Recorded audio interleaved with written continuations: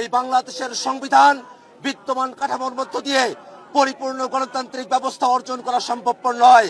আমরা জাতীয় নাগরিক পার্টি এনসিপি একটা নতুন সংবিধানের দাবি জানিয়ে এসেছিলাম, কিন্তু বাংলাদেশের রাজনৈতিক দলগুলোর সাথে ঐকমত্য কমিশনের আলোচনার মধ্য দিয়ে একটা সংবিধান সংস্কার পরিষদের মধ্য দিয়ে একটা সংস্কারকৃত সংবিধানের প্রত্যাশা সকল রাজনৈতিক দল প্রতিজ্ঞাবদ্ধ হয়ে জাতির কাছে তারা ওয়াদা করেছিল। কিন্তু আমরা এখন এসে দেখতে পাচ্ছি সেই কাঙ্ক্ষিত জুলাই সনদ, সেই গণভোটের রায় বর্তমান বাংলাদেশে বাস্তবায়ন করার ক্ষেত্রে টালবাহানা করা হচ্ছে।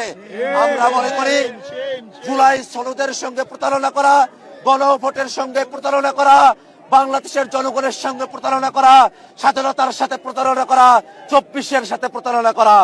বাংলাদেশের জনগণ কোনোভাবেই কোনো প্রতারণাকে বাংলাদেশে প্রশ্রয় দেবে না।